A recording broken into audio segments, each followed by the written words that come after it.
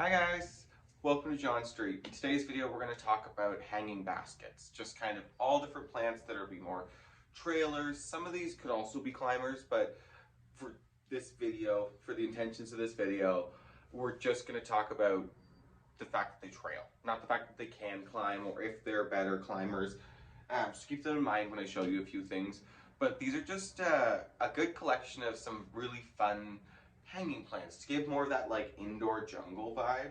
We're gonna start off with more of the full light succulent family, that kind of stuff, and then work our way to the lower light tolerant ones, the ones that could handle a little less love as well. So to start, nothing super surprising, but always cute. Little hard to maintain if you haven't tried them yet, but the string of pearls, they're just so delicate and dainty looking, and these guys are also really nice and juicy kind of looking. They're quite thick little beads. But a tip with the string of pearls is, as much as they do need a full light, kind of the best thing to notice is the little pearls have a seam on them. And when it's watering time, the seam will almost be concaved. It'll look like a raisin has kind of like started to it'll look like a raisin, not like started to do it. It'll just look like a raisin. You'll see along, if you can see some of the seams here. See the seams on the big one there? So that seam will be a little bit more concave when it's watering time, and that's the best way to tell with them. But don't be discouraged with the string of pearls because they're known for dying. It's just what they are. Some people can master them, some people can't. That's fine. We live, we learn. The next two are kind of common, but also really fun if you have enough light for something like the string of pearls. This one's called the inch plant. There's quite a few of them called inch plants. I'll put the proper name here, but this one actually gets a really fun flower on it as well. And it kind of is a similar hanging basket to like the donkey's tail or the sedum, but it's not as delicate. You can be a little bit more rough with this one versus the donkey's tail. You have to be really gentle with. Another beautiful one, but just kind of maybe something if you don't have as delicate of hands, we would say, or if you'd like to move it around a bit more often. This one, so much more fun to go by. Another one, still in the full light loving guys, the ruby necklace. This one, some people love it, some people find they look a little messy. I think they're kind of fun because when they get real stressed out, those stems get really purple. Even some of the leaves get a purple tinge to it, you can see. And then they have a really fun bloom as well. But they're just kind of a little wacky. Kind of like if you like more of the grass type plants, this would be something kind of fun. Super inexpensive too, which is nice. But full light and drought tolerant. So just ease up on the watering. Don't be super heavy-handed on it. Let's go to the next one. This one is just kind of like the whole category of them. Hoyas. Great for hanging baskets. They always look so nice. A perk to them is they do bloom, and they don't need a super bright room. They do appreciate a bright light, but they can also handle a bit more of that lower light. Which is great, depending on obviously the Hoya you have. This is just more me talking about the category of Hoyas as hanging baskets, but they really are pretty. And you can collect them. There's so many different ones for Hoyas. Well, for most plants, but Hoyas are fun to collect. People could kind of get Hoya crazy. This next one is going to be one that I was kind of mentioning that yes, they can climb and they can trail and they can do all those things, but the Adansonii also, in my opinion, are super fun hanging baskets. Yes, they need a little bit of time to get started before they start to come down this way, because right now, obviously, it looks like a little more upright. But they're just a little bit of a different texture, a little bit of a formation when it comes to all those plants hanging down in your room. I personally find the Adansonii appreciate a nice, bright, indirect light. Nothing too heavy on the leaves because they are still in that Monstera family, which don't necessarily love the heavy light, but I do find the Adansonii need a bit more light. So that's kind of why they're here in this ranking, which it's dependent on also, some people can grow them in a lower light. They have a better just handle on that. I seem to do much better when I can have them in a bit more of a brighter, well-lit area. Nothing's directly hitting their leaves, but it's bright. You can really tell that it's got some good light. The next one, which would also be in that same kind of mindset, that love a good bright room, are the string of hearts. Just look at that bad boy. It did just get water, so I'm trying not to drip that. But the string of hearts are super fun. This guy's super lush. One nice thing with the string of hearts is you can actually pinch their hearts and they'll feel very empty when it's watering day, versus when they're full of water, they have a bit of a water retention in the leaves, so they feel a bit more plump, almost like a raisin. They've kind of plumped back up to a grape, and then when it's watering day, they're back down to a raisin. We're gonna have to cut out some of these because this ain't Trixie and Katya, but this is super fun. And you can see that they also do get blooms. They're a little interesting looking, but at least everything else is super pretty. Okay. Put this guy back up here.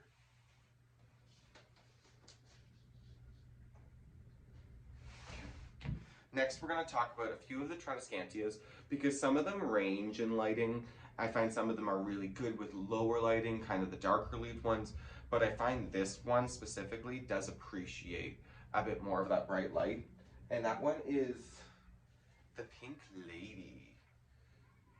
There's kind of a whole bunch of, I don't want to say beliefs, but like different opinions onto what family this is in, which is why I'm just going to call it a Pink Lady. It does grow very similarly to the Tradescantia, the Nanukes, that whole kind of family, but it's very similar to another one that I'm going to show you in a little bit. But I don't know. Leave your opinions down below. Do you guys think that these should be in their own categories, which they technically are, or do you think that they should be with the Tradescantia family? They're super fun. One thing with these guys though is because they're so small, their stems are super delicate and they can't handle a lot of water. So just be mindful that you really let them dry out before you water them. And when I say really let them dry out, don't let them get to the point where they're like bent over quenching in thirst, but make sure you can get a good finger in there and you don't feel any wet soil. And that way, those little itty bitty stems, like you can see them there, how small and thin they are. You can see the little stems there, and that way when you're watering them, they won't rot those little stems. They'll just absorb the water it needs, they'll give it time to dry out, and then the cycle will keep going. The next two are very classic, and I'm just going to kind of show them quickly. We could talk about lighting and care routines in another video, because we'll probably do a full categories on them. But Philodendron Brazil, beautiful classic one for a hanging basket, super easy to care for. And then that kind of goes for like most of the Brazil, or not the Brazils, most of the philodendron hanging baskets. And then the next ones would be the pothos, super easy to care for. I will say, in terms of pothos and in terms of that family, I find the pearls and jade and the enjoy are a little bit more difficult to care for. Other than that, the rest of them, so easy. And they're all so pretty. Some of them get nice big leaves. You can see that guy's got a real big leaf. How big? Boop, boop. These guys are all super easy to care for. And those two are still super easy to care for. They just need a bit more light. They can't handle as much water. Where the classic ones you really can't screw up on too much. Yes, you can overwater them. Yes, you can kill them. Don't get me wrong. But they're a little more resilient is what I'm saying. The next one we're going to jump back to is Tradescantia family. And that one is the Silver Stripe. This one is a little less of a hanging basket, as it's more of a structural basket. It will hang over and you'll get that dramatic kind of length from it, but it's not going to be the dangle that you kind of used to with the string of hearts or like the pothos, These will more hang like the spider plant family. You'll see their babies come off. You'll see a bit more of that big dramatic length to their leaves come, but they don't fully become a basket like the Brazil or the next one, Tradescantia sabrina. These guys are so easy to care for, and they're so pretty, whether it's the front side or you guys can see, I'm trying to tip this upwards, but that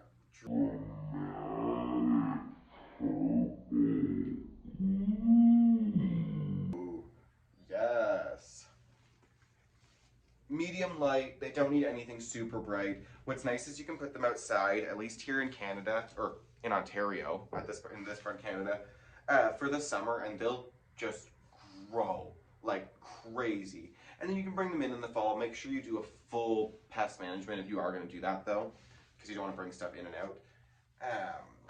For the next one, these guys are kind of on the same as the Tradescantia silver, is they're a hanging basket, but they become a little bit more structural. And that is just the Mirantis, the marantesia. They are super pretty. This is a lemon lime, and it's just so striking. They do become a bit more of that structural sense where they've got more of a branch that comes out. You can see the big leaves come off of it, but definitely still a beautiful hanging basket. Love that guy. And then our last one is a big, beautiful beast that is super easy to care for. It really doesn't need a super bright room. It likes kind of like just that medium, bright, indirect ambiance of light. And that is the turtle vines. I love these things. So technically, they are the same family as the pink lady. So like I was saying, they are the same family as the pink ladies. They have similar growth as them. I'm going to put the full name here. I think it's Calissia repens. That may have been a butchered way to say that. But turtle vine's another thing they're called by. They really do, let me grab this. Okay. Let's see if I can show you guys side by side. So they do look pretty much identical when it comes to growth pattern. But then again, they have a similar growth pattern. Put this down here. They do have a similar pattern just kind of as the Tradescantia family. I'd be interested to know what you guys think about it, because plants are always changing, just like botanical description of them essentially. Not saying anyone's wrong, and I'm not saying that they did it all wrong. I just think it's fun to kind of learn about the different like families that keep like crossing over and coming back. Sansevieria, Dracaena, Sansevieria, point kind of there. Anyways though, so that'll be it for today's video. That's all different hanging baskets, all different lighting like varieties as well. And let me know what you guys think. Let me know what else you guys want to see. Do you want to see different like maybe indoor trees or like climbers? What do you want to see? Let me know. I love you guys, and subscribe if you haven't, and if you already have, thank you so much. Can't wait to see you guys again. Have a good one.